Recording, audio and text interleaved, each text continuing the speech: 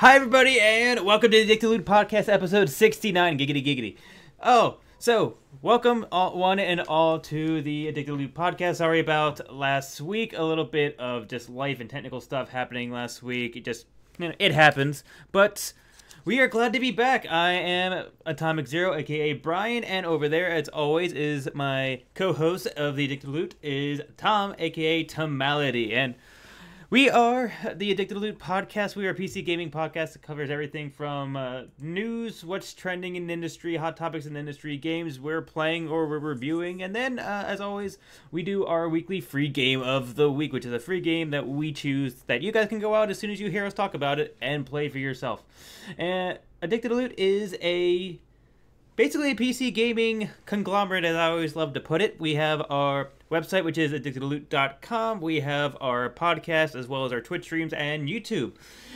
And we are also a Green Man Gaming partner and a Humble Bundle partner, so please go to either our Twitch page and check underneath our Twitch video, basically, or go to our website and check out our partner links to either of those amazing and wonderful sites.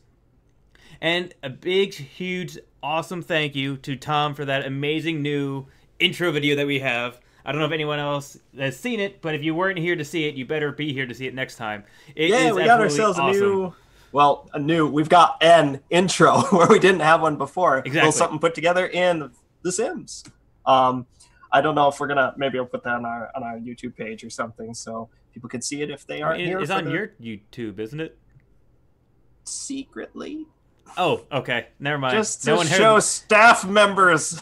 No one heard any of that. But please go check out the VOD on Twitch or the VOD that gets exported to YouTube to go check out that brand new awesome intro. Thank you, Tom. It is really awesome. I think it couldn't have been more perfect.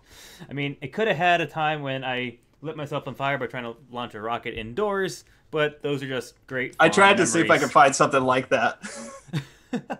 But we also have a few more big announcements that Tom is actually going to tell us about because he has been spearheading this, and I'm absolutely thrilled with it.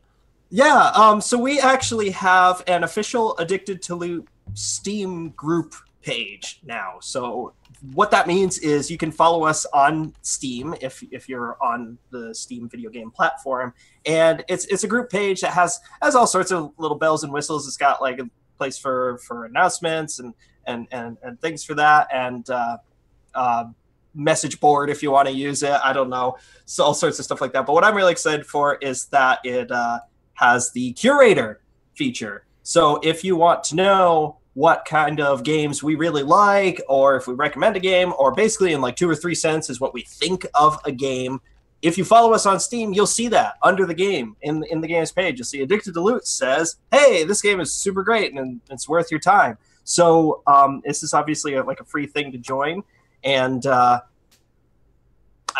it's linked, I think, on our website. I think you can just click. I believe it's a tab on top that basically says curations right. or Steam. I can't remember what I did yesterday, so who knows what I did a week ago. But yes, so we've got an Addicted to Loot Steam page, and everyone's welcome to join. And I'm hoping that we can have also little announcements that go out when we start the stream, because obviously we're pretty much sporadic and do whatever we want whenever we want.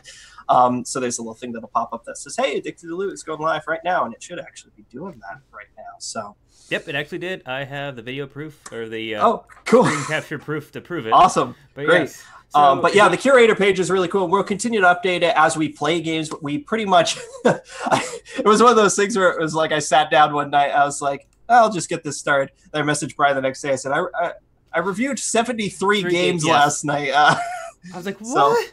But we've also got lists on there of like Brian's favorite games, my favorite games, free games that we really like, and this is stuff that we'll continue to add to. But it's already well interactable. So yeah, it's very much interactable. I mean, I'm surprised. I mean, he said 70 games in like a couple hours. I was like, what the hell did you... But it actually is, you're only allowed to really do like 3 sentences on each game. Yeah, you literally have like a 200 character limit. So it's just like, I'll start writing, it's like, Dragon Age is my favorite, and it ends. It's like, yeah, that's good, fine. Yeah, it's good enough. Just put it in. They get the gist of it. Done. I feel like I have to basically my point's been made. A quick summary, yes, I recommend it or no, and then done. Like, it's super, super quick. But and I will say that we did pretty much, actually, everything that we wrote a review for is a recommendation, with the exception of Far Cry 3 and 4, because I know that you and I have to... different. I mean, can't you put like indifferent or something? I forgot, like, isn't there like a tertiary option?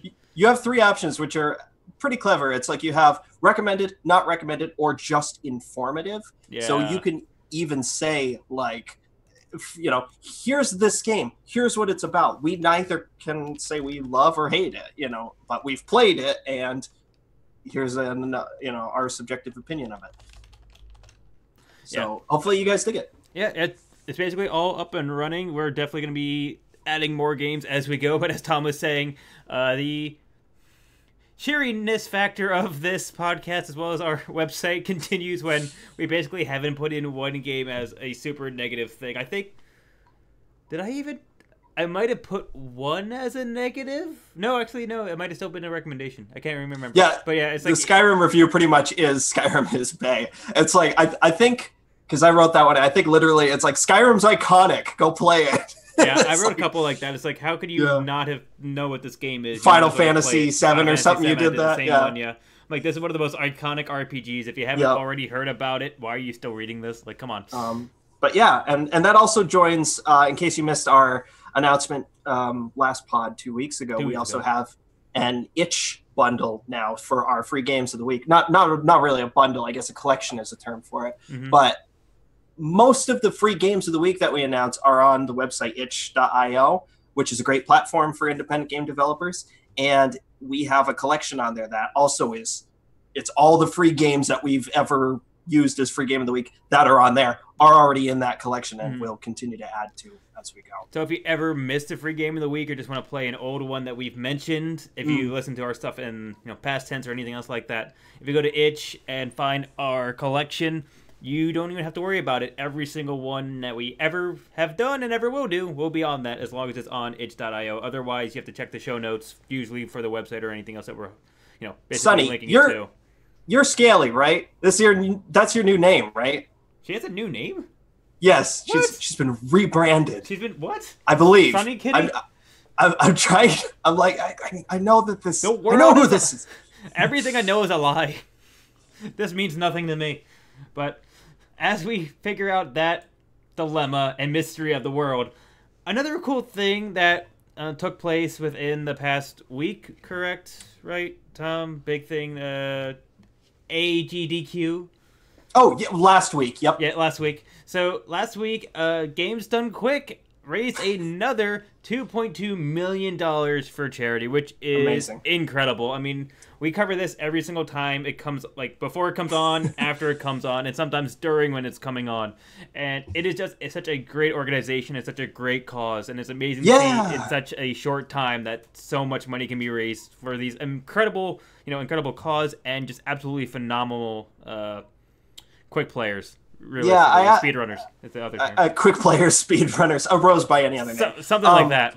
I absolutely love Games Done Quick. Unfortunately, I didn't watch as much as I usually do this year, but I did tune in. One thing I really love it for is for games that I just know I'm never going to play, so I completely watched their playthrough of Resident Evil 7, the one that was last year. I was like, great, this is a great chance, because also 9 times out of 10, either the runner or the what they call the couch, which are like the commentators that kind of come with the runner.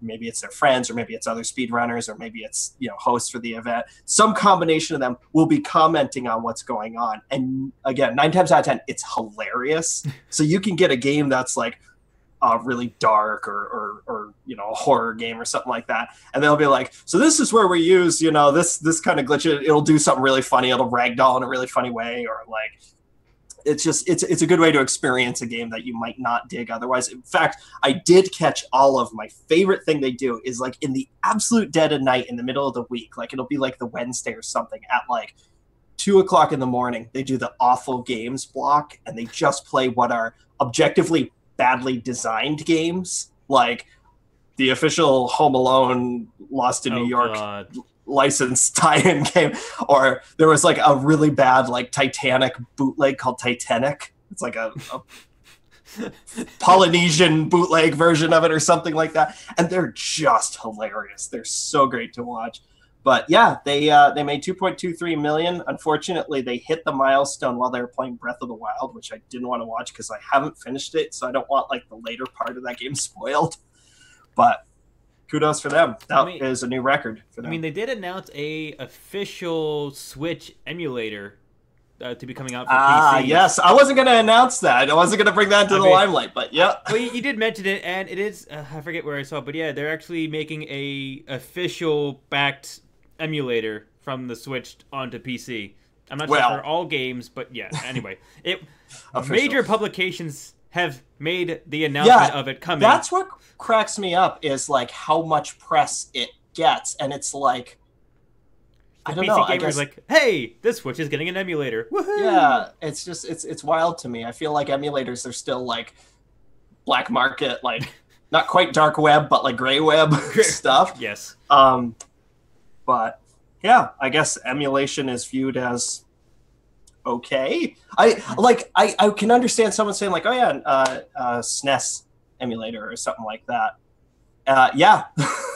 But like for a system that's like brand new and out, and definitely like literally minutes before we started, they had the Switch cardboard tie-in announcement. Did you see that yet? No, not yet. Oh my god, there's like this crazy thing that's Labo. Yes, Labo. It's like a Switch will.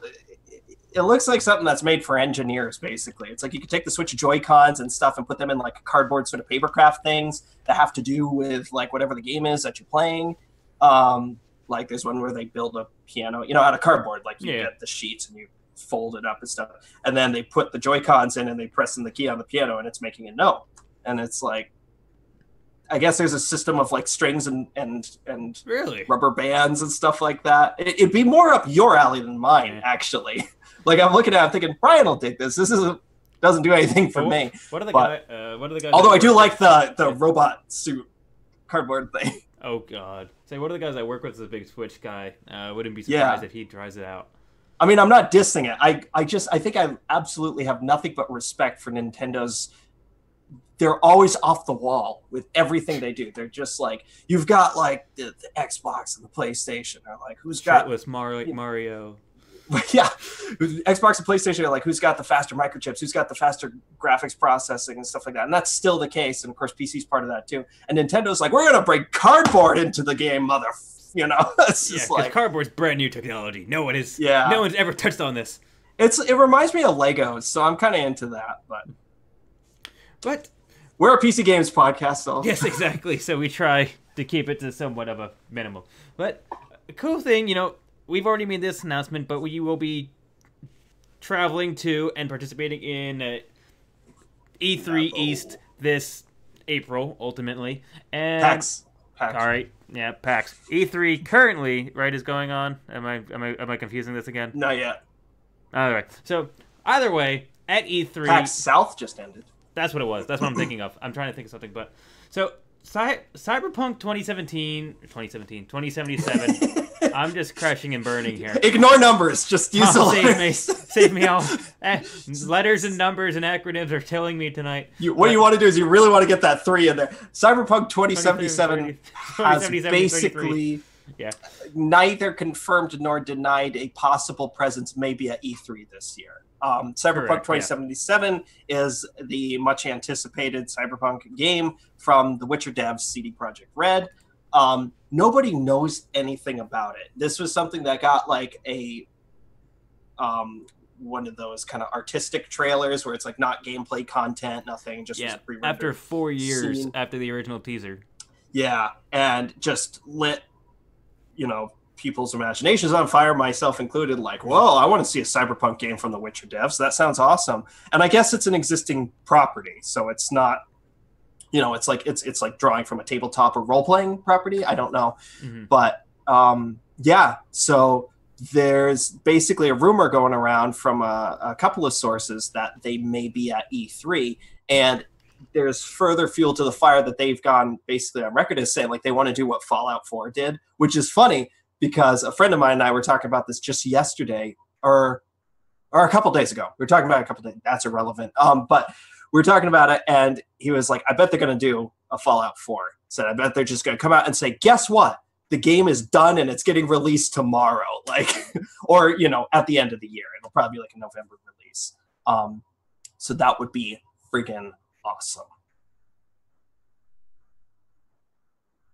You're very muted. Am I now get? God damn!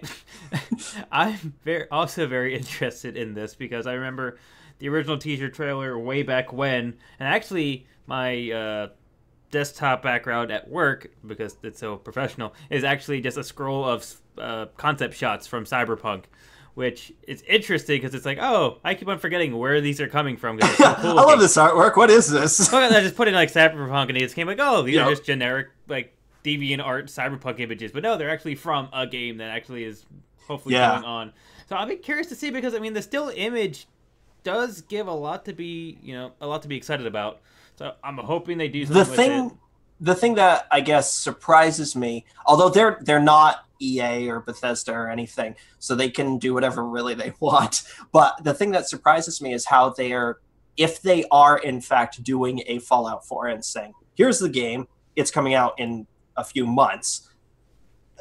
Fallout 4, it worked for that because Fallout 4 was ostensibly, you knew what it was. It was ostensibly Fallout 3. Like, obviously with tweaks, but you knew exactly when they said, we're making Fallout 4, it takes place in Boston, here's a couple of shots from it. You knew exactly what that game was going to be.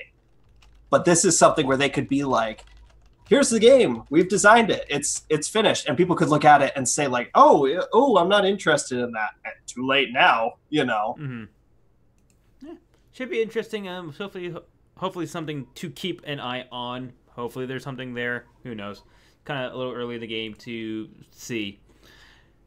If anyone has been digging on both the PlayerUnknown's Battleground as well as the Fortnite kind of battle royale genre, that's really just been kind of twofold. There actually is going to be throwing in a third contender into this new genre. I don't know if you want to call it a pug-like, or what a pub-like. Pub-like. But Paladins. Paladins, which is the... am I getting this wrong? That is a MOBA? I thought it was a MOBA. If I'm remembering, it is a MOBA. But I thought Paladins was kind of like Overwatch. Oh, that's right. Yeah, that's this game. So Paladins, which is kind of like Overwatch, is getting a Battlegrounds-esque battle map. Basically going to be the same... Literally called Paladins Battlegrounds. Yeah. So it's going to be the same thing. Massive map. Drop into it with the chosen character that you have. Because it's heroes, kind of like Overwatch. You have a giant selection of heroes. Pick one. Drop down. And then that hero functions just like they would on any battle map, just in a Battlegrounds presentation. So looks very similar to what PUB or Fortnite is doing. They almost look identical, minus the fact one's realistic, one's cartoony. This is definitely more on the cartoony side. I like Fortnite. Exactly, just like Fortnite. So if anyone is interested in it, or maybe you just like Paladins, or maybe you just like either of those two genres, I'd say probably go check it out. It would be... I think if they actually have announced today, they don't actually have expected on PC January 10th. So actually, expect these in the coming weeks. Oh, sorry, that's for the announcement. So the announcements are going to start rolling in soon. A little side thing related to this subject.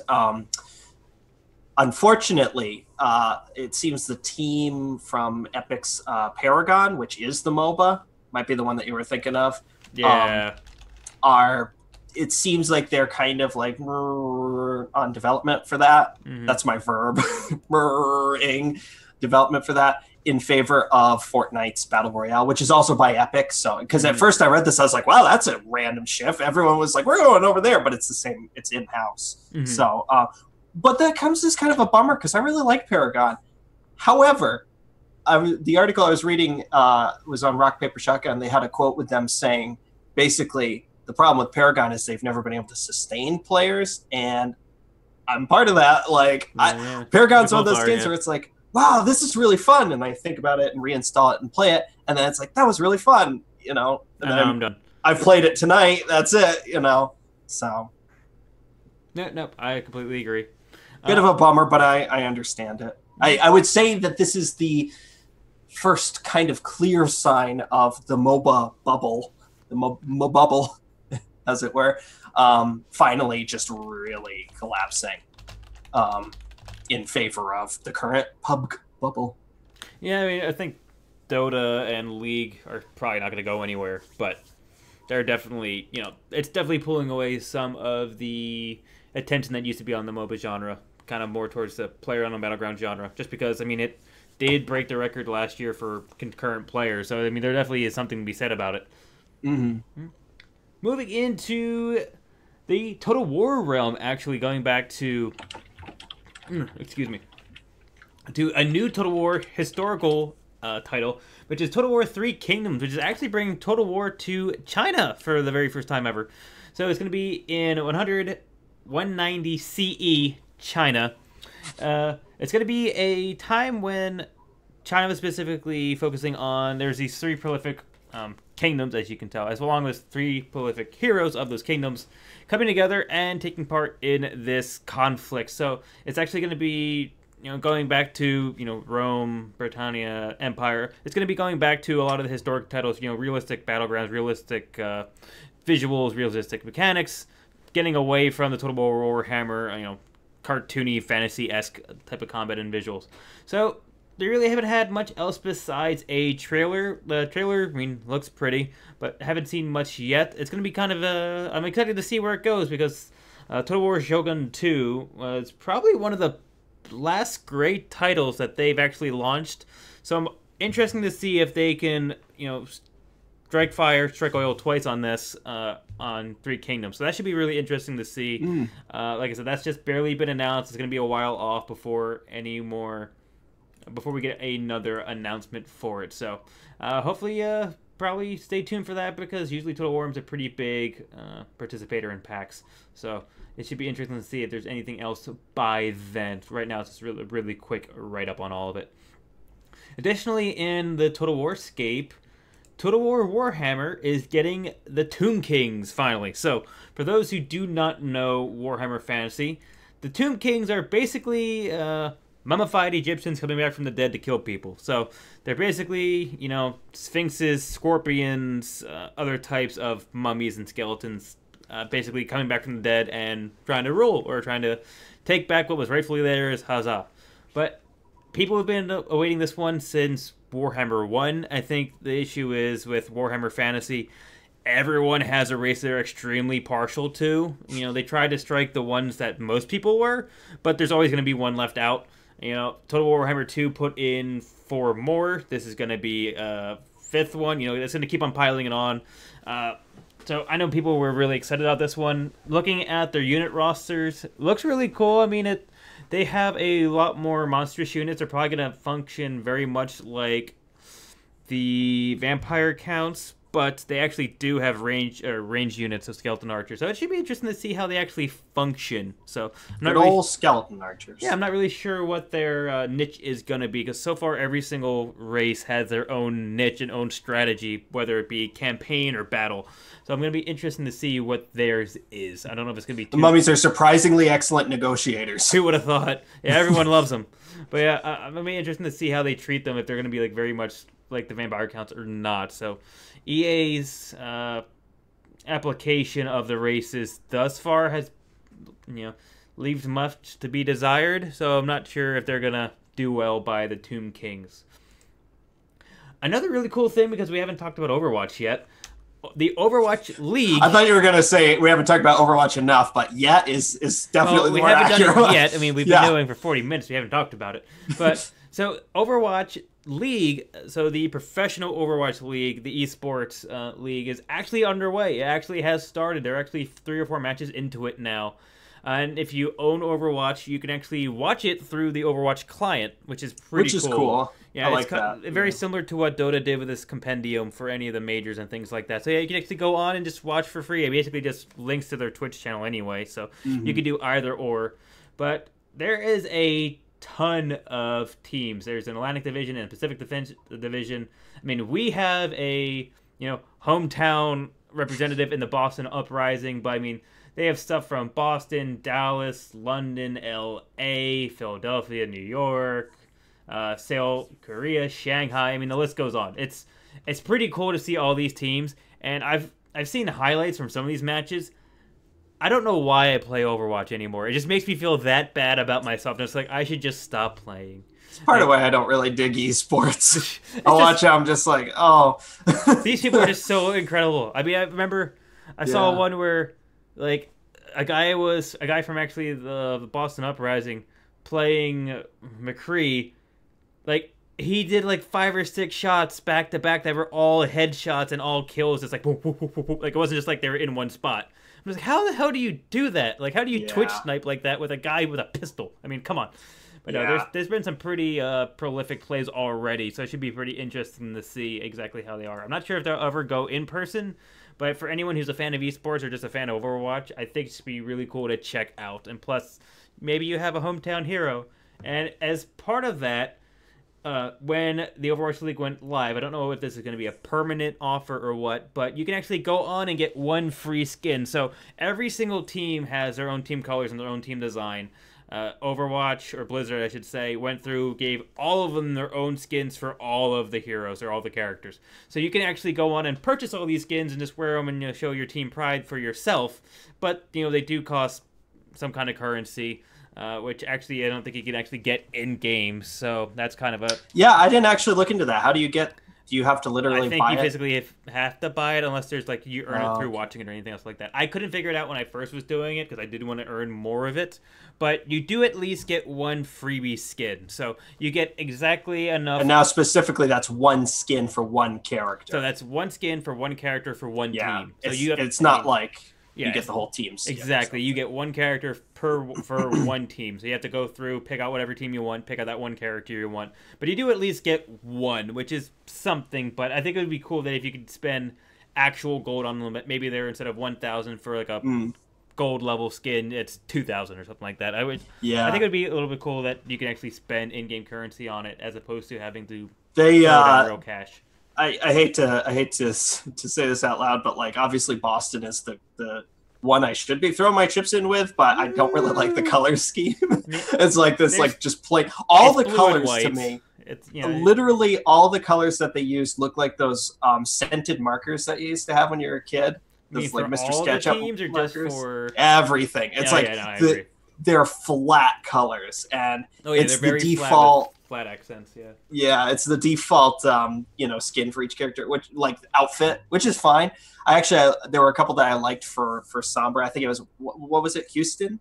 It was black and green. Houston's black and green. Yeah, it's like I thought, I want a good Sombra skin that looked kind of cool, but it's like I'll be running around with a Houston skin for no reason at all. I don't know. It's not really the whole Overwatch League thing isn't really my jam, so I don't really have a horse in this race.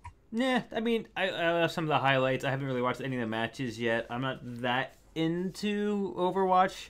I remember a very long time ago just watching just like a standard esports league somewhere playing Overwatch. It was kind of exciting, but I just haven't slotted enough time into it. But I did look through some of the teams. I'll tell you what is my jam though, unless you're going to segue into it. No, go ahead. I'll tell you what really, I was just thinking this would be perfect. What really is my jam is that next Tuesday, the Blizzard World update is coming. And I say update because it's the Blizzard World map that we've talked about, where it's literally like Overwatch's version of Disneyland. It's like a theme park map of Blizzard game themed elements. So it's like, oh, here's the tavern from Hearthstone. Oh, here's something representing Diablo. Here's something representing World of Warcraft. And it's just fun and self-referential and lighthearted. But also the skins. There are like Blizzard related skins. So you get like Nova from StarCraft for Widowmaker. Oh, love it. Need it so desperately. The Butcher from Diablo for Roadhog. Stuff like that. Yeah, it's great stuff. It's really fun. I don't think you have to be a Blizzard fan to appreciate it, because you could just look at it and say, "Oh, I like that," wacky looking Roadhog skin. Barbarian Zara. What are they? There's also Bronzebeard, Reinhardt. Reinhardt, as he appeared in his origin video, like the young Reinhardt, and May in her end of her video, like snow outfit. So I think I have all of them here. You got. There might be one for the Immortal Orisa, Barbarian Zara, Bronzebeard, Torbjorn, Black Hand, Doomfist, the Butcher, Roadhog, Nova Widowmaker, and Echo Point May, which is from her video, and then Crusader Reinhardt, which is the young Reinhardt. And there's also a theory floating around today, actually, due to a teaser of new sprays, that there were like 4 unidentified like new skins or new looks for Lucio, Hanzo, Diva, and one other. I can't remember. Interesting. But it's like, so you might get that all bundled in. This is all actually really interesting because I was thinking, they got to be preparing for the Chinese New Year, which is only a month away, right? Yeah, which is February. Pretty close, So I'm surprised that they're because their events tend to last a month. Unless it's literally, it's starting next week, and then month from next week, it just, boom, Chinese New Year right away. Could be. I mean, they had an event for that last year, too, because there was a couple. Yeah. I know I have at least one Chinese New Year skin and at least one Chinese New Year victory. The Chinese New Year Tracer is my favorite Tracer skin. Really? It's like mostly black and dark red with like roses up the legs. That's right, yeah.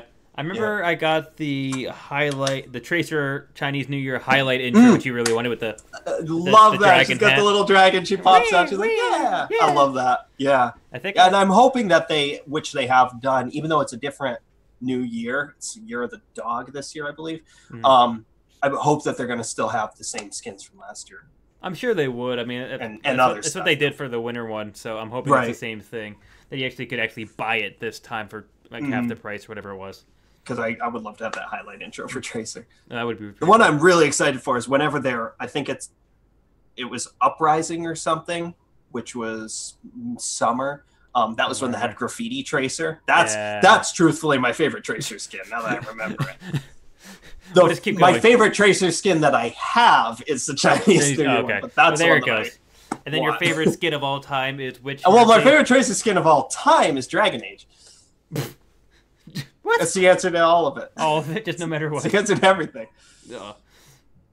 Well, speaking of games coming out with new stuff, RimWorld is finally going 1.0, which is insane to think about. I didn't know it wasn't. Yeah, well, that's the other thing. I mean, RimWorld has been at various forms of alphas for such a long time, and it seems like RimWorld has been around for so long that it seems surprising that it's still technically in development.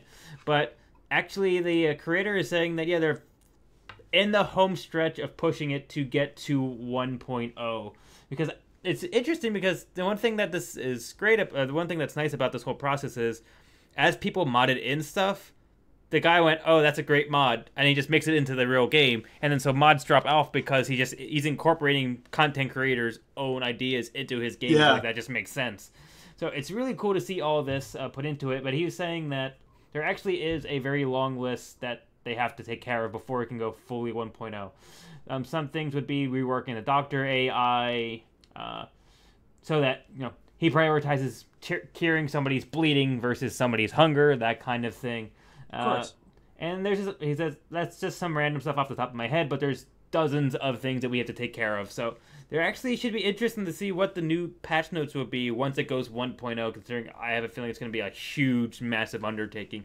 And RimWorld is a game I really love, but it's one of those time racer games. But it's a game that you can't just pop into it. As soon as you start playing it, you're like, oh, okay, 10 more minutes. Okay, well, at least 1 more hour. Okay, yeah, I'm just gonna call off work. It's that kind of game. Sort of why I've held off on buying it. Just keeps going. I mean, I love the game, which is interesting. I mean, I like Civ, city manager, city planner kind of games, and RimWorld does a nice job of peppering in all the events as well as as a settlement management. Basically, yeah.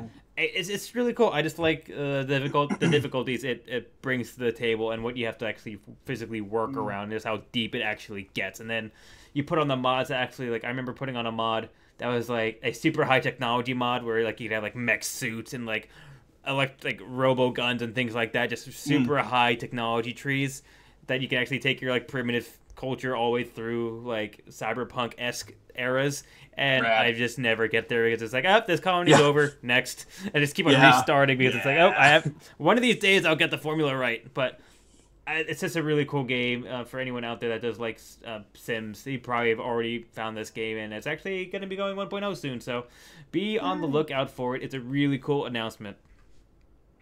And then an announcement that's coming out of almost nowhere because people thought it was actually dead, but Fable might not actually be dead. Fable might actually still be coming out. That there actually is a rumor that it hasn't been confirmed yet, but a few publications have covered it now, that Playground Games, which is responsible for the Forenza series, or I forget how you say that one racing car. Forza? Yeah, Forza. There you go. Really? Forza racing series. So that's Playground Games. Actually bought the rights to make the next Fable game, which is interesting because they've been trying to break genres because they've mostly been known for racing genres. Actually trying to a really good racing sim. So they're actually trying to get out of it, and they actually did buy the rights. Supposedly they bought the rights to make a new Fable game. So it should be it makes sense when the Starship stuff in Star Wars Battlefront was done by Criterion, who does Need for Speed. That makes sense. Mm-hmm. How does Forza get to Fable? I'm not sure, but it's really cool because I'm so glad that Fable isn't dead. So everyone has wheels now instead of feet. I mean, I remember a lot of people I've talked to have had have a hunkering for Fable in some way, shape, or form. Either people love it or hate it, but everyone has usually played at least one Fable. I remember I've actually only played the latest Fable, which I think is 3. on a whim. I remember, oh well, people talk about it, whatever. And I actually really loved the RPG elements of Fable, and I actually wish I could go back and play the other two. It's just still on my to-do list amongst a lot of other things. Is Fable the one where, like, if you're evil, your character, like, grows horns? Yeah, like your character... If you're good, he's got, like, a holy glow about him. If you're super strong, he buffs up. Yeah, I mean... Okay. Your choices affect how your character looks, acts, performs, and all that other fun stuff. So, if you become super evil, you get, like, darker skins and things like that, redder eyes. If you choose to use, like, great weapons versus range, your character kind of has different armor, looks different. I mean, so all your choices actually have an impact, and if you choose to, like... tear down the lake and put in an oil refinery, it's actually going to stay that way. Like, it actually has a impact, and then people around you remember that you did that and go, hey, screw you for taking out the lake. I like that lake. You go, but I needed the money to save you. But old billionaire Jimbo is like, good. Exactly. It's basically there's a lining my reward because you actually, at least in 3, it actually pinned you. You had to raise and save enough money to prevent the city from basically ultimate doom when this final battle happened. And I horrifically misplanned it. And after I didn't have nearly as enough, I'm like, oh, well, it's fine because I'm playing the last level. It should be fine. And I remember, like, I killed everything. I finished off the level, finished off the final wave and everything else. And I was like, oh, you did such a great job. You saved today, but nothing was fully prepared and everyone died. I'm like, oh. Yikes. Whoops. Because I tried to do all, like, the good guy decisions, which meant, like, you were left with no money. I think I did one thing to get money, and it wasn't nearly enough. I'm just like, well, this is bad. I feel terrible now. I should have... I've been wanting to replay it and be like, well, if I just play Loot Hero enough, I can raise enough money to put it into the bank and then save everybody, just to see what happens. But, yeah, that's the one thing I liked about Fable, was that its persistence and the fact that, you know, usually in RPG, your decisions cause actions in the timeline, but this one there's actually, you know, visual representations and persistence representations of your choices, so that you actually can feel your decisions and your role playing a little bit more, which is really, really cool in my decision. Cool. In my opinion, which is why I always liked it. So it'd be interesting to see where they go with it. I mean, it's definitely... There's going to be some similarities. There's going to be some differences. I'm just curious to see how they actually go with it. Are they going to try to stick to the same Fable, you know, core system? Or are they going to try to change the mold a little bit? I'm not sure. It's going to be an interesting proposition, but it seems like the vast majority of people are excited for it. And I just realized I've not been on the right screen this entire time. Whoops. Sorry, guys. I made a news screen, and I forgot to change to the news screen. But... whoops. Everything looks fine to me. Oh, I see. Yeah. Oh, I like that. Whoops. Sorry, guys. That's okay. It's apparently been one of those days. But anyway, no worries. So that's basically I only remembered that because I'm getting ready to switch to the playlist screen. I was just going to say, now that we're at the end of that. Now that we're at the end of it, if you had been here, you would have seen that. You could actually physically see it, but yeah. So Fable going out, pretty cool, super excited. Be interesting to hear what everyone else's thoughts are on it and maybe predictions on what do you think will actually happen with it. Moving on to playlists now, we're actually going to change it up a little bit and actually let Tom go first to make sure that, you know, all his burning hot opinions can get out properly. With considering most of my games are all repeats and old hashes, so we want to, you know, get straight into Tom. So Tom, take it away. Your playlist. What have you been playing? Well, okay, not so burning hot opinions right out of the gate.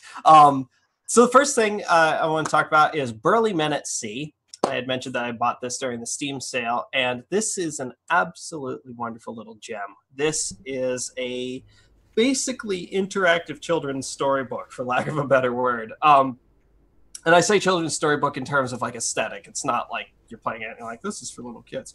It's this very sweetly drawn and presented adventure of the brothers Beard, and it's done in that style of like just very primitive, simple shapes and, you know, nice curves, geometric shapes to everything. And you almost feels like a game that was made for tablet first, because everything that you do is like drag or click and swipe kind of stuff. But the brothers Beard discover a map, and the map has nothing on it. And they can ask around the village, and like, what is this? And they say, well, you're meant to go on an adventure and put things on the map. And it's like, oh, okay. So you go out to sea, and what happens is you get a series of interactions, and basically every interaction has like 2 or 3 different ways you can deal with it. So like the first one, I think that happens regardless. Minor spoiler, I guess, is that you get swallowed by a whale. And you have 3 options.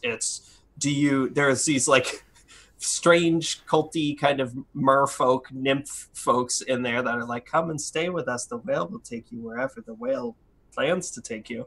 And you can stay with them. Or you can try and escape through the whale's blowhole. Or you can get, if there are like kegs that blew overboard from your ship when the whale swallowed, you can go in the kegs. And so when you go out the blowhole, you can either go out and just kind of bob in the ocean, or you're in the kegs. And it's like from there, whichever one of those things you chose, you go to the next interaction. And it's like maybe you got in the kegs and you're swimming along, and then finally, you find an island, and you land on the island, and you realize this isn't an island, this is a giant squid that we've landed on. And then there's a little interaction there, and it's, do you stay on the squid? Do you jump off? And it's very delightful. That's all it is. It's sweet. There seem to be quite a number of ways that your adventure can play out. And it's one of those great examples where I was talking about this not too long ago, where the new game, like the let's go on another adventure, is canon. It's part of the game, because ultimately at the end of your adventure, you always come back home to your home island. And what's really funny is you show up, like every time when you come back, you show up in the back of like the local coffee shop, and the guy in there is like, whoa, hi, nice to see you again. And a new book goes on the shelf in the coffee shop, and it shows little icons of where you went. And he said, oh, that's quite interesting. Would you like to put another book on the shelf? And so you go out, you can go on another adventure, you come back, he's like, oh, I see you've been on another adventure, So it's cool. It just kind of encourages you to go in whenever and just enjoy it. But definitely it's a game that's like style over substance. Mm-hmm. It is style. The game is just style. It's not like something where you're like min-maxing or trying to like do the best possible thing. There's no wrong answer. It's just, I'll do it this way. Oh, I've never seen this interaction before. So that's Burly Men at Sea, and it's really sweet, and I do recommend it. I think it's a nice little thing. The other thing that I finally got to play has been sitting around since like Christmas or before Christmas is Gorogoa. Gorogoa we've talked about a lot on here, on and off. It was something that existed only as a demo for like as long as the Cyberpunk 2077 trailer has been around. Like it was like 2013 or 14 when the demo for Gorogoa went out. This is a game that is like impossible to describe without showing it. You get basically you ultimately end up with a 4-panel kind of screen, and you'll have like, say, you've got a kid standing in front of a window, and there's like a scene in the back of the window. You can click and drag on that, and you'll find out that, the window pulls away, leaving the scene open in the back, but the kid is now just standing in front of an empty window. And like maybe you have to interact with something in the scene, and you find out, all of a sudden there's a doorway here, and the doorway is just the right dimensions of the window. And you pull the window back in, and he walks through it, and now he's in the background. It's like, it's a perspective shifting puzzler, and it is brilliant. It's so cool. I played through it all in one sitting. It was a couple of hours long. The puzzles weren't hard. They weren't so hard that I had to like consult a walkthrough or anything like that. But they were like, usually it's just because you haven't figured out what you're supposed to click on. You're looking at it, and it's like, I see all the parts. What's going on here? It's that one little thing in the back of that one bookshelf or something like that. But it does brilliant stuff with like perspective shifting and time sort of travel. It's sort of, hello, Praxis. Hello, Izzy. Welcome. You made it. She made Gorogoa. No, but it's so cool. It's really cool. The art style is kind of like arabesque, sort of, kind of a Baroque arabesque mix. The kid kind of, it's telling a bit of a narrative. It's almost like you can pull a narrative from it if you want to. but you don't have to. It's not like pushing you forward. It's just kind of the thing that's pushing you forward, if anything, is that in the very first part of it, there's this giant multicolored monster that you see in the city streets, and the kid looks in a book and he sees like a bowl with 5 colored icons. And so he picks up a bowl and he's walking, and it's like, oh, I found an apple. That's the red icon, you know? Oh, I found a green thing. That's green. You're just kind of going through and collecting them. There's no real, you don't need a why, you know? It's just go forward and progress.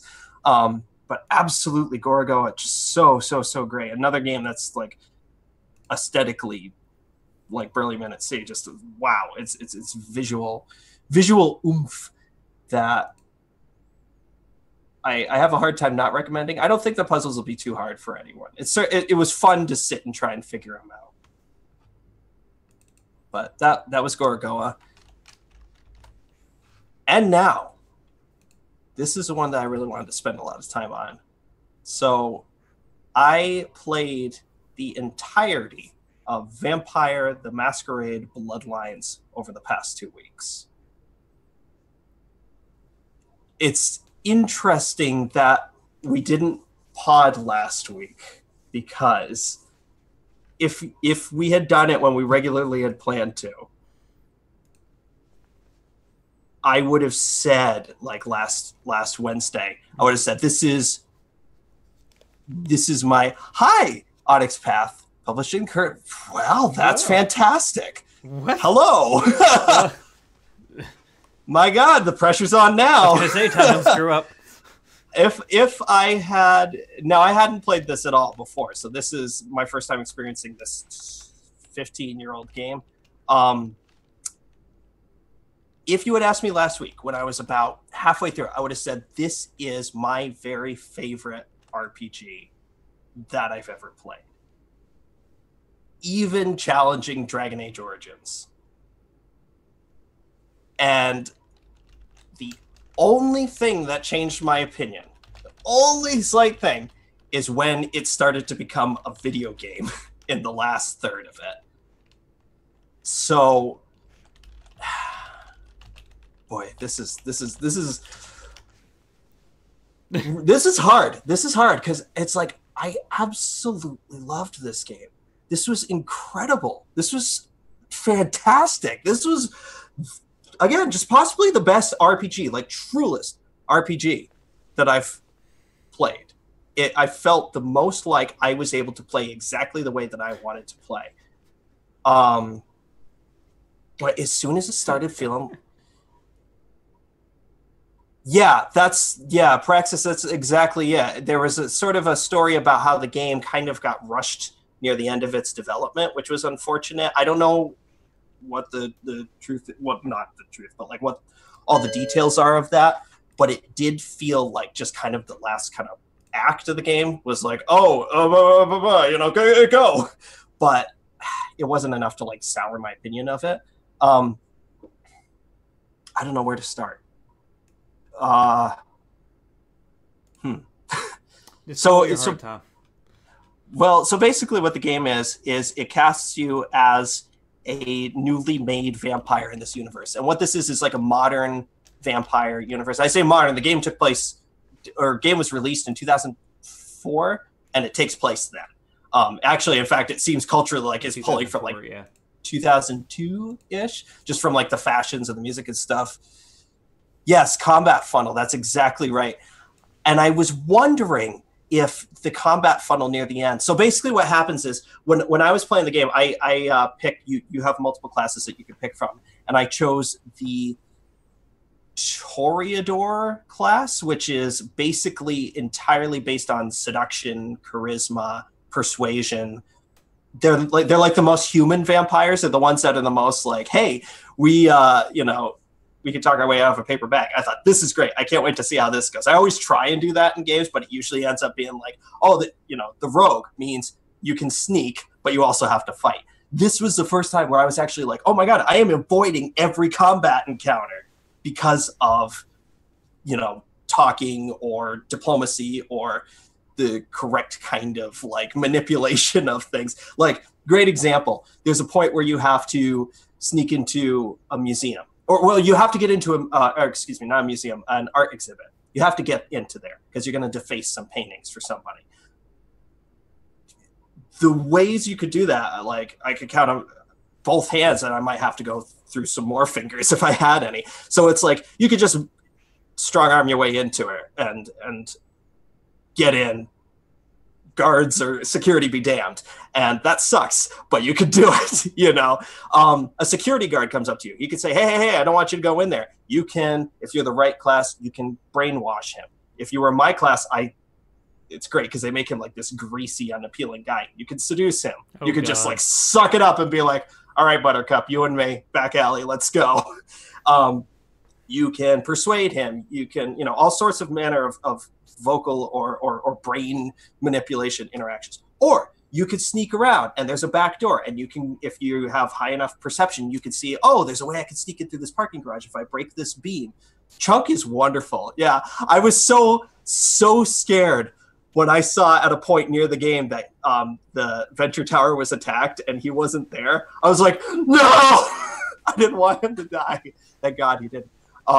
At least not in my playthrough. But basically, that whole scene was like indicative of the game. I was so thrilled at how much I was able to just use, again, charisma, persuasion, things like that, dialogue, to do it. And I'm bummed at the few points where you just were forced into combat. And then exactly as Onyx Path here said, the end of the game basically just becomes, okay, you've got to fight your way through. And I'm going to make a horrible admission right here in front of everybody. I used cheat codes for the first time in probably 15 years. What? I absolutely had to enter God mode because I was in no way equipped to survive 5 seconds. West had a few things. The patch triad workarounds. Right, yeah. And I should say that I was playing a patch version of the game because I think Izzy had said it earlier too, that it's unplayable without this patch. So there is an almost mandatory patch that you have to install to play the game. Oh yeah, absolutely. Like I had a hard time with basically the last fourth of the game, to the point where I actually even used the no clip cheat and just got to the end. Oh wow! Clipped back in because I was just like, I could do this, and I didn't want to sour my opinion. That was what the problem was. The little bit at the end where you're forced into combat was annoying, and I was like, no, I don't want to be annoyed. I love this game. I'm loving this game so much. But yeah, it's just such a fascinating role-playing game. Again, role-playing game in the truest sense. It felt like a great iteration of a tabletop or a LARP experience where I actually was embodying this character. And I love the fact, now the class that I played, the Toreador, obviously my thing, which was how I wanted to play, but their thing by default was like, oh, you're just, you're hyper aware, you're socially very adept, you can pretty much have your way with anyone with a silver tongue. I thought that was so cool. If you picked, say, the Nosferatu class, which are visually completely, think of Nosferatu, they're ugly, they're gruesome, they're ghoulish. They can't be seen in public. So you literally have to navigate only using the sewers in the game. You have to go down to the sewers where no one is and then pop up using a map, basically, or awareness, pop up where you need to go. And if somebody sees you the thing about the Masquerade, what the Masquerade is that vampires exist. Actually, everything exists. Werewolves, ghosts, things like that exist. But they can't be seen as being vampires by humans, or you break the Masquerade. And you get like 5 offenses, I believe, and it's game over. So you have to be otherwise acting as human as possible. If you're going to be sucking on somebody's blood, do it out of sight. If you commit any kind of crime like you would in real life, they'd be like, no, what are you doing? You can't kill that guy in the street. Did you end up in a fight with Ming Xiao? I did the lone wolf ending. I did the ending where you tell everyone to F off, and I love it because there's literally that moment with the Anarchs at the end where he's like, hey, we could use you. And you just walk by and you're like, nope. Don't even say anything. So yeah, I fought Ming Xiao in her big fish squid form. And I love the little twist at the end. I'm not a classic you. Mm-hmm. I'm not going to spoil it because there is a great kind of twist at the end. It's not a twist that's like, but it's more like a ha, that's great kind of thing. And who the cab driver is and stuff like that. So wow, yeah, Vampire the Masquerade Bloodlines. I love to this game. It made me want to know more about the Vampire Masquerade universe. So I'm glad that Onyx Path is here. Do you remember what the future sight lady told you? Yes. Are you talking about the girl who's at the beach that like tells you pretty much the entire plot of the game through like enigmatic terms? I love like the different classes are so cool. I would love to do a second playthrough. So one of the classes is the Malkavian class, and they're insane, and like they're insane to the point where the dialogue changes. So you're living in your own like fantasy world, and you're just saying whatever comes to mind. Like you can get into a fight with a stop sign. You can come up and be like, "No, you stop," and it's just it complete. I love a game benefits where to the madness then. you actually I was doing a little research on it, and a lot of people play a Malkavian on their second playthrough because the Malkavian knows the whole plot like by default, so they literally like know the outcome of every situation, or like can say cryptic things that reference how certain things are going to go. So it's great for someone who's already played the game and knows what's coming up. Yeah, and the TV talks to you. I saw that. You get in a conversation with the TV. You turn it on, and the news reporter's like, "Hey." You're just like, hey, what's up? And it's so great. I loved this game. There were just so many memorable characters, so many memorable moments. It feels like, when I remember first reading about it, I thought it was like a third person, almost like an MMO kind of thing. And it's more like Fallout. It's kind of like Fallout, Dishonored-ish. Definitely much more on the narrative side. But think of how it feels when you're talking to people in Fallout, and I know it was made by former Fallout devs. 20 people killed. Yeah, it's great. It's great. It's so great. Wow, it's a great game. I'm so like I was living in it. It just absolutely had its teeth in me, like full pun intended. Time to pun. I don't know. Does it sound like it's up your alley? Oh yeah, it does. I mean, this has been on my wish list for a very, very long time, and I've been wanting to break down and get it. And I almost bought it during the Steam sale. I don't know why I didn't, but I almost broke down and bought it. I mean, and hearing you talk about it, I still definitely want to play it.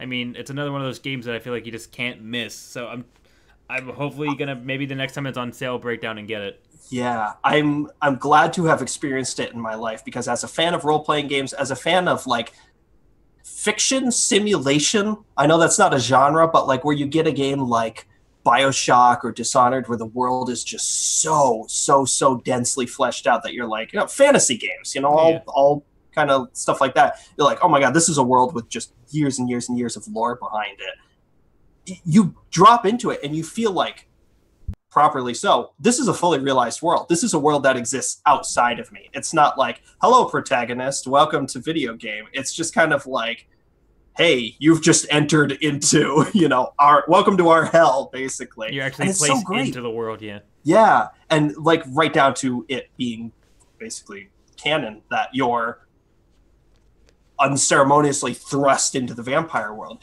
There's a great interaction that really gets your your mind going, where you could be walking around and a girl comes up to you and she's like, where have you been? We haven't seen you for like weeks. And I thought, oh, that's so cool. Okay, that's right, Onyx Path. Thank you. I had forgotten about that, because when I was installing the patch, I saw those two options, and I was following a Steam, like a guide on Steam, and they were saying, oh, go with basic if you haven't played it before. But I did not know that the plus one was the one that had the restored content. Yeah, I had gotten it from Steam, so I had downloaded it separately. But interesting. Yeah, I had seen the stuff about restored content. Like, I guess you can go into the library and maybe some other missions are restored, things like that. Correct me if I'm wrong. But yeah, I would love to do a second playthrough of this game as a Malkavian with the plus restored content. The restored content, okay. Yeah, That's interesting. I'm surprised that Steam doesn't host the patches, but maybe because it's such an old game. I gotta say, this was a random side thing, but yesterday Starship Titanic patched. What? Yeah. Like on Steam? Yeah, I was like, because who the hell it's like, patched it? oh, you got an upgrade. Well, it was something like now they can do cloud saving or something where they haven't before. It was something like that. But it was so weird to see Starship Titanic is downloading an update. I was like, who's out there keeping this game alive? I want to know you. Let's be best friends. I'm waiting for the day that someone does like like they did with Real Mist, just do like a fully walkable version of Starship Titanic. Oh. I mean, it'd be kind of interesting they did a brand new version of Vampire Masquerade. I mean, see that now. That's what I was going to say. This game could have been released today. It feels fresh as hell. I install a Sweet Effects graphics mod, which doesn't it doesn't change anything. It just kind of basically boosts the contrast, adds bloom and things like that. So it made it look a little bit fresher. But God, when I was playing at vanilla, I was just like, yeah, this is great. I'm thrilled. This does not feel janky. It doesn't look... It actually was, I believe, going to be the first Source Engine game, but Valve said, wait until we release Half-Life 2. Okay. Werewolf the Apocalypse. Okay, so is this following in the same... This is under the same umbrella then? And what's the game like? What is it? I'd love to hear about it. If you ever like to come on and do a cool little interview spotlight, we'd be more than happy to welcome you. Yeah. This is great. Thank you for being here. This is awesome. Oh gosh. Really, thank you so much for joining us. This is really incredible.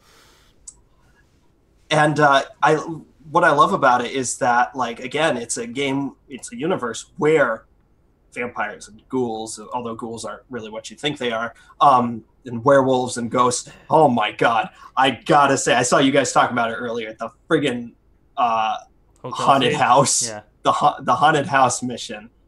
That got me. I don't like horror games. I don't. And I'm playing this game, and I've been playing it for a good few hours at this point. Yeah, Bloodlines was the first third-party Source game. Right. And it was released the same day as Half-Life 2, which I know. Unfortunately. Could you imagine? But I was playing that haunted house mission, and I saw him. I freaked out because you pop up out of the ground, and it's like basically you get this mission that's like, hey, can you go? There's some guys saying that this place is haunted, and you can ask the mission giver, like, am I in danger? She's like, no, ghosts can't harm you, so don't worry about it. And I thought, oh, great, cool. There was nothing at this point that was like, it was a creepy atmosphere game, but never an outright horror game. And then you get there, and I'm just kind of walking around looking at stuff, and you walk up to the door, and the light, it's a game that takes place mostly in first-person perspective, except when you're fighting. Goes forces into third person, but it's first person. Right there, the light by the door. I friggin' died. I almost just jumped out of my chair, and the whole mission is like that. It's stuff getting thrown at you. You can see, just like Izzy said, you could see the murderer like walking towards you with his axe and stuff like that. World of Dark. Yes, okay. Wow, I didn't know any of these. I had known about the 2 Vampire the Masquerade games, but wow. I've got to do some research. Yeah. That's insane. To Izzy saying that he was less scared of the hotel because you're the scariest thing there. Yeah, but jump scares are jump scares for me. If something, you're creeping along and something goes pow, I'm gonna jump. I don't care if I'm the player thing than the character thing. I don't care if I have God mode on and I'm invulnerable. Like, you've played almost all these games. Oh my God, Izzy, come over. Get a plane ticket and come over. Haven't we done this yet? Bring your games. Come to PAX. Pack your bags and join us at PAX. Wow.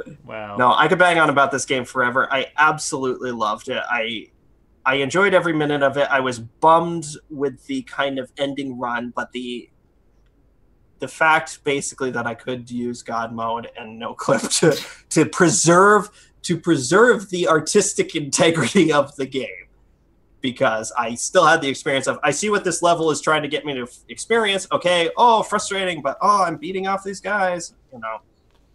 Oh my God, that Gothic 90s soundtrack. Yeah, I was going to talk about that. The fashion, the soundtrack. I felt like I was somewhere between LiveJournal and early MySpace. It was so great. When you go into that Asylum Club and it's just like everyone's got like the look and you got like Lacuna Coil playing. I was just like, oh, I'm in a place in time. It was great. It was so great. I absolutely loved because the whole game takes place in LA, and the only bummer is I wanted to spend more time in Chinatown. I liked kind of what was set up there, and I felt like that was one of those things where you could see, development was cut short. Like, there's stuff here, but now we're pulling you back. Soundtrack was great. Yeah, voice acting was great. Oh, yes, I did dance, although I never needed to restore my humanity. I always had my humanity. Once I got my humanity at full, it stayed at full because I'm just that kind of guy. Yes. It was so good. I highly recommend this to anyone who's a fan of role-playing games and wants to have that kind of experience. It's very much how I felt about Torment Tides of Numenera. It was like there's a very specific kind of audience who this might be your favorite game that you haven't played yet. But there are also people who would just start playing it and probably ding right off of it. Mm-hmm. I don't think it's a game I'd recommend on its action basis. I didn't ever really like the combat. I was happy did you actually do combat? Because you said that you try to get rid of it as much as you can. I tried to get rid of it as much as I could for two reasons. One, narratively, I don't really... If I can avoid combat in games, I always do. And two, it's not fun. Is it not because enjoyable. Of the mechanics of it? Is it like turn-based, real-time? Like, what is it? Oh, it's real-time. It's basically a kind of... You either have melee weapons or ranged weapons, and your melee stuff is better. Just does more. Really? I am surprised I didn't pick up on that, because I'm usually pretty good with voice actors. Really? Huh. That's amazing. I used cool. Oh frick, I can't remember it now.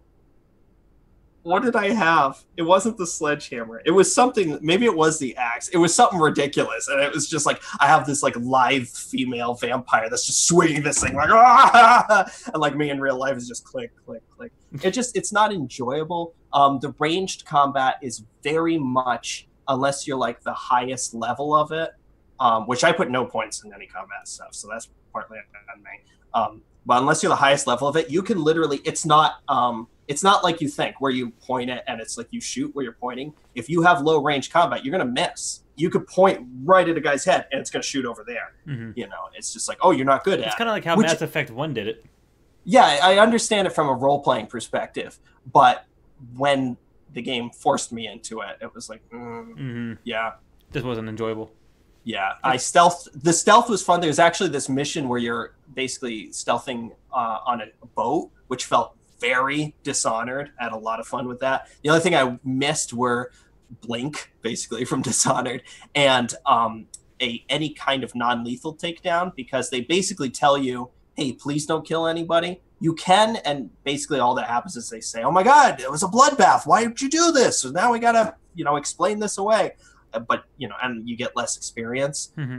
But I would have preferred, I've been spoiled by recent games, the non-lethal chokehold, drag guy, hide body kind of thing. There isn't anything like that. They wake up a couple minutes later, like, what happened? Yeah.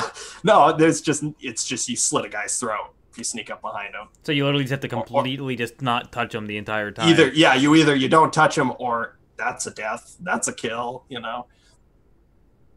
That'd be sweet. Thank you so much. Well, after I play it, we'll have to have like a Masquerade feature episode something. This was a game that I was absolutely started at 10 p.m. and played till 10 a.m. Like, loved every minute. I was just in it. I had the unfortunate thing like about halfway through where it was like I'm grinding the game out. I'm enjoying it, but I really want to. I'm so soaked up in it that I'm getting ahead of myself. Like, oh, I could do that side quest, but I really kind of want to know where this is going, And that happens to me with everything. It's happened to me with Mass Effect, it's happened to me with Dragon Age, where it's like, if you feed on them, it makes them woozy. That's true, but I tried that, and I felt like I kept failing it. I don't know. It was like they would notice me or something. Maybe I just wasn't in the right spot. It's a little bit touchy where the kind of sweet spot is. But yeah, feeding on anything makes them kind of like out of it for a good chunk of time.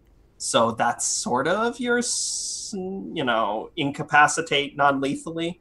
And even then, feeding, there's a great system involved with feeding where when you're blood is mana, for lack of a better word, blood is mana. And if you basically, there are certain ways that you can feed on people. You can feed on a back alley bum or a prostitute. It won't give you as much, but if you feed on like someone who's upper crust or someone you meet at a club, it'll give you more blood.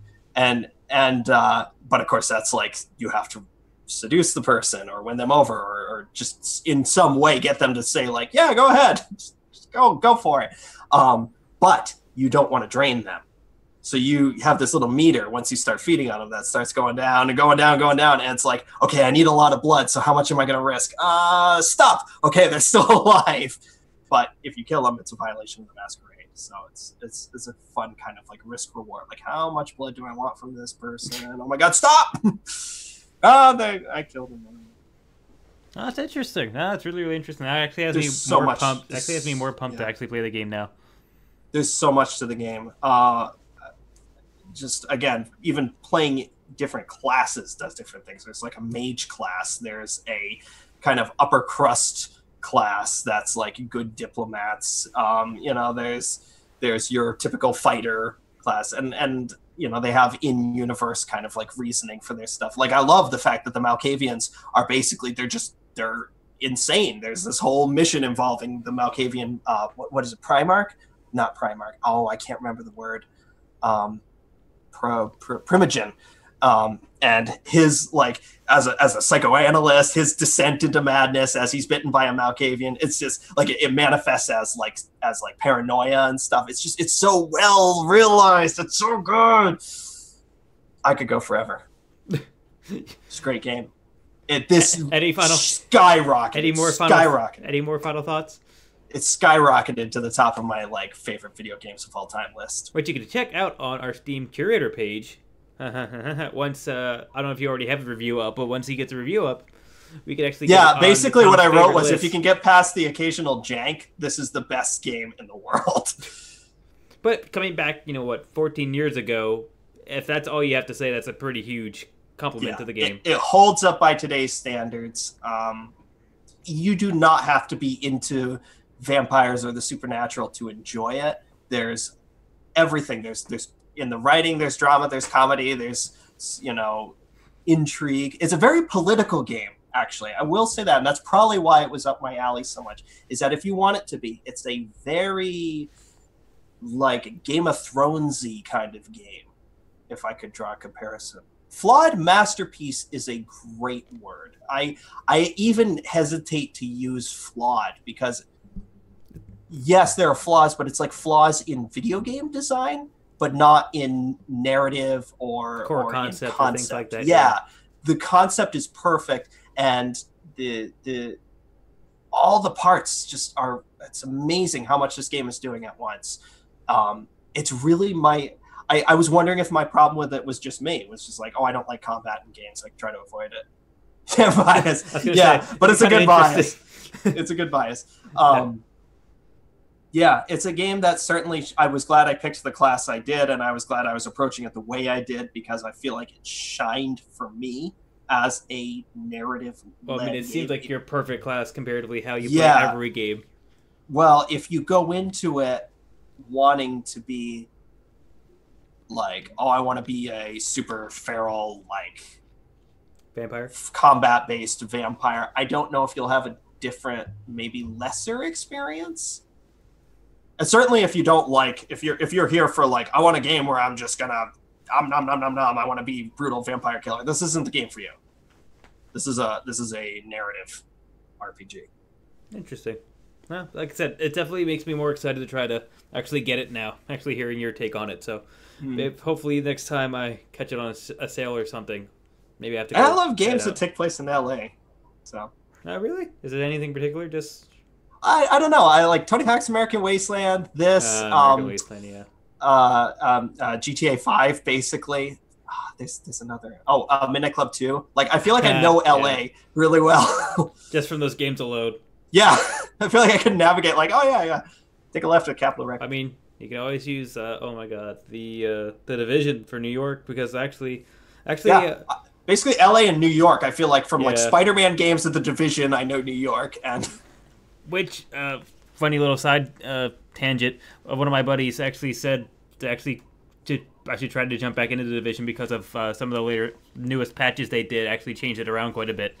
So cool. It'd be interesting to see, but I don't know if I ever really would truly change my opinion on it. But so we will actually, after an amazing, awesome conversation with the Vampire the Masquerade, with the Onyx Pass. Thank you so much for joining us. And, this was absolutely incredible and an amazing surprise. I mean, this was really, really awesome to everyone in the audience that joined us in for all this.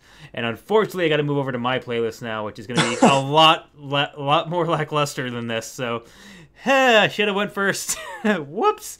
But anyway, so my playlist is mainly filled Izzy, hit me up after. I want to talk. Yeah, so my playlist is mainly filled with games that I'm continuously playing and just updating reviews and impressions on and things like that. In Wolfenstein, I'm still slowly working my way through it. I really feel like I should have been done by now, but it's really just not having as much time to put into it as I would want to try to marathon through a game. But I'm just getting to the point where this game once again went into space like the first game did. And it's still just, wacky and fun. It's interesting to see their takes on certain historical characters, especially with the alt universe. I'm still very much enjoying it. It's still giving me the, thrills that I want with it because, once again, one thing that Tom and I are usually aligned on is if there's a choice between stealth and action, most of the time we choose stealth. Tom probably for the fact that he wants to avoid combat. For me, for some odd reason, I just like the challenge of it. Of doing that's part of it. But yeah, but I'm saying there's multiple reasons for it, but I usually like stealth because I feel like I feel like there's like a higher level of accomplishment with it, which might I don't know. Oh yeah, absolutely. But you know what I mean? So I did the same thing where there was a level that I was almost guaranteed you just could not get away without giving an alarm off, but I just kept on doing the same thing of alarm, reset, just kept on doing the last checkpoint and finally got through it completely stealth. So it was. I'm still really liking the game. And it's still giving me the rush that I would like to have from a Wolfenstein game. I think I should hopefully be almost through.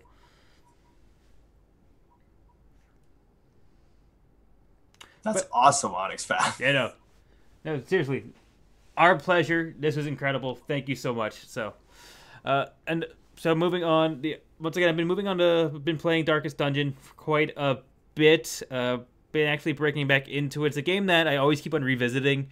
I haven't actually played it to completion yet. I just keep on popping back into it. So I'm actually getting to the point now where I'm getting to like mid-tier of the challenges, which is really interesting and really cool to actually see how it changes up as you get further into it. So I don't know. I feel like it's a cool little indie title that I'm actually loving the farther end of it. And some of the newer classes, I know there's a lot of the modding community for Darkest Dungeon actually gives out a lot of character-created classes, which I'm trying not to take on just yet because I'm trying to take it in purely as the developer wanted it to, which I usually try to do with any first playthrough.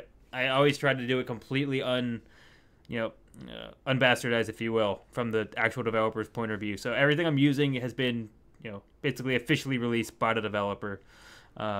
Still, I mean, it's a game that's purely, you have to like it for the challenge. I mean, it's not anything that's going to have a lot of, storyline or anything else. It's purely just being faced with a challenge with the characters you have available to you and balancing, the outcomes of all your decisions. I mean, I remember the times just like I went into a dungeon with a completely brand new group. Very easy dungeon too, which is interesting. Super easy dungeon, brand new group. This is like just because I'm letting all my regular guys rest up and just leveling up new people. And I almost I think I lost at least one person and had to fire all the rest of them because I almost had a party right because I ran in. I can't remember if I ran into somebody or if I just got like a special like mini boss or if I just had such bad dice rolls that I just couldn't get through. I could not get through the battles. It was absolutely horrendous. I basically said, well, we completed the dungeon, but we're wiped. I mean, I think they killed like my healer almost instantly, and I'm like, I still have at least 2 more battles to do before I complete this mission. You're giving me like XCOM PTSD. I know. You basically like, I have to figure out what happened, so I just played through it, and somehow I lived. I don't know how, but somehow I lived, and just like, oh well, thank you all for such a hard work. Get the hell out. Like, it's funny to see how it like is how Good job, plays team. out. But yeah, I'm still. I'll see you all in therapy. Still liking that, and that's the thing. It's kind of interesting how you've been like marathoning Masquerade. I've actually been slowly bouncing between multiple games. I actually haven't physically been marathoning one game. I've absolutely had the post game blues. Like, yeah. I finished it 3 days ago, And 4 days ago, and I just have been like, I don't want to start anything else. Yeah, except I want to play more of this. I want obviously, to it's start left this its mark again. on you. Yeah, so I know exactly what you mean, and that's right now. I'm just kind of like having the opposite experience where I'm liking the games I'm playing. I just haven't found one that really pulls me into it. So I've been bouncing around between like Wolfenstein, Darkest Dungeon, a lot of Overwatch because I'm right at the point where I'm about the prestige. I just want that first prestige, because I think I forget what level you're at, but I know you're well past me, I believe. I'm the first prestige, but it's like I'm like 8. You know, it's not, something like that. So I'm like just in it. And the thing with Overwatch, for some odd reason, I keep on getting randomly put into teams that I feel like I shouldn't be on because I'm still not first prestige yet, and everyone's like silver level. And I don't know how I'm being randomly paired with the algorithm or whatever it is, but it is what it is. I still play it, so I'm apparently addicted to the abuse. But I love Overwatch, but I haven't wanted to play it until the next big event because it's like I know that once I start playing it, the energy will be there to I want to play and get the skins and highlights and things like that I want. I was playing it because of the last event, and for some reason it's still carrying me through because I'm getting closer and closer to that point. So I think once I get to that point, I might cool off for a little bit more. But it's just one of those games that I can just jump into it for like a half hour and get like a match or two. Yeah, I mean the good thing about Overwatch is I can like it could be a Friday night and I'm just like it's a couple rounds of this, I'll just play it. But yep. And the last game I want to talk about is actually another really old game that it's a free to play, or it went free to play, and I'm jumping back into it just because I kind of wanted to figure out if it's if what I remember about it is true. And I was actually going back to StarCraft 2, which has gone free to play. If you own the original one, you get like a free next expansion kind of thing. But I started the first campaign again, the human campaign, and it is exactly the way I remember it. It's just like any good RTS. Have you ever played an RTS campaign like or Command and Conquer, anything else like that? It's always the same thing. Like they're super easy and they get harder. The one thing with StarCraft, there is a little bit of like RPG elements to it in the sense of you have to design where to spend your money that you gain through missions and which missions to do when and which like sometimes you might not be able to get both missions. Sometimes you might only be able to pick one or the other. So you have to really decide what do you focus on, where do you favor. So I mean, it's nice for that. I mean, there's definitely not gonna the story itself or the voice acting is not gonna win any awards, obviously. But it's still just a solid RTS game. If you miss RTS games or anything else like that, I think it's still a solid example of one. It ages very well. It controls very well. I mean, it's StarCraft and Warcraft at one point in time probably can be considered the granddaddies of RTS. So it's nice going back into it. It is pretty good. And also another honorable mention. Now I'm thinking about it. I bought the Homeworld Remastered Edition, the original Homeworld, the remastered edition of it, and I remember absolutely loving the game where I couldn't put it down until I got to a point where I couldn't beat the campaign level. And for some odd reason, I don't know if it just hasn't aged well or what, but I'm not having the same like aha moments in it. Like I'm not having to feel like wondered like uninspiring moments that I used to have with it, which seems weird. But I'm still gonna go through because it's something that I've been wanting to play because I remember liking it so much. And for some odd reason, the sequel to it, I just bounced right off of because it was like this weird, like, it's like rock, paper, scissors combat where, like, green's better than blue, but blue's better than, red, and then red's better than green, and you gotta, like... So it's basically, you just see what they have and just make your units opposite of that and just send them in, and then you just... So, as opposed to, like, StarCraft or any other RTS where you can actually have a strategy and you actually have to consider how you play it versus, oh, I just clearly need this one unit. You know what I mean? Yeah. That kind of thing. So, Yeah. like I said, I've been bouncing around to a few different things. I'm still looking for something to really yank me into it, but I'm enjoying the games I have been playing. Yeah, I'm looking forward to getting back into Okami, but it's like I said, I've got the post game blues, so it's like I'm not ready to put my mind somewhere else yet. I'm still like rolling over things that I experienced in Vampire the Masquerade. I'm still like living there. Yep. So I don't know if I'll do another playthrough right away, but it's not like getting uninstalled. You know that exactly feeling what you mean. where it's like, oh, you stay right there. You know, Yeah. you stay in my library. There's gonna be a random night where you're just gonna be sitting there like, yep, I'm gonna play this now. It's not like, I mean, I you're not even gonna love the plan for idea. it, you're just gonna go for it. You know what I mean? Yeah, I will probably do the Malkavian on everyone's the internet's suggestion, but I love the idea of the Nosferatu being like, you can't go in public, because a large part of the game are these hub levels, right, where you're walking around in the streets and there are people there, and so you're just trying to be like, hello, normal human, smile. I'd rather not, you know. Yeah. But gee, you're looking pale. Gee, you're looking stupid. But the Nosferatu like can't go out there, or they'll break the masquerade. I love that. That's so cool. That's such a cool handicap. Like, you know, imagine having this hyper great creature. But yeah. Like, after what you said, I'm not really sure what I would pick my first time, but it's gonna be interesting to jump in and see what all the classes are. Yeah. But it is time. It is that time of the week again. It is time for our free game of the week, the Fugatua. Tom, so take it away. This one comes as a surprise to me because I didn't know it actually was in a playable version. I've heard about this game before. This is called Baba Is You, and there's a playable. I don't know if this is like a demo of it or if this is the final game, but this is on itch, and it's a brilliant little concept. It's just a little puzzler, very very simple, where you'll see text and it'll say like Baba is you. And then you'll see, you know, those are three items. Like one item says Baba, the next item says is, and the third item says you. Like each one is a block. And then there'll be like rock is push. And so you've got a little character. And if you go and you move the word Baba over to where it says, I don't know, push, it'll say rock is Baba. And now you're controlling the rock. So the logic of the words changes, and it'll be something like Baba is you, rock is push, and then you'll see the word win somewhere. And if you move win to where rock is, it'll say, you know, rock is win, and you go over and you touch the rock and you won that match, and you go to the next, you know, that whatever that map, and you go to the next one. And so it's using the logic of words, and it'll be like lava is kill. Lava is you, lava is kill, and stuff like that. And it just gets more and more complicated. Like, okay, so how do I make it? Obviously, I got to get past the lava.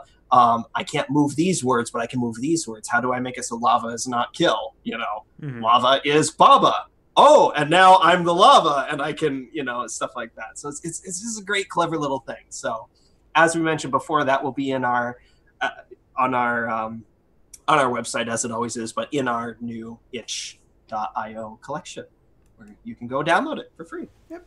And you can get all that and more at our show notes, which do live on SoundCloud, which you can get from our website. So our website also hosts all of our show notes. Our website is addictedtoloot.com, which you can actually get a path to our, like I said, new Steam curator page, which if you go to the website is under reviews currently. You can get our, you know, itch collection and all that. You can get the audio versions of this podcast on iTunes, Google Play, Stitcher, and SoundCloud. You can get links to the video, which is a Twitch or YouTube VOD, links to our Facebook, our YouTube, links to any way that you want to communicate with us. You can communicate with us via email, which is addictedtoloot@gmail.com. You can get our group Twitter, which is @addictedtoloot, which is the Twitter account that we use just to do all our announcements when we're going live with this podcast, any new exciting announcements that we're doing.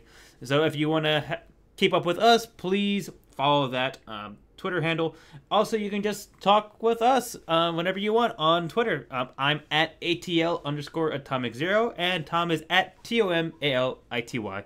And as always, this has been Addicted to Loot, episode 69, Giggity Giggity.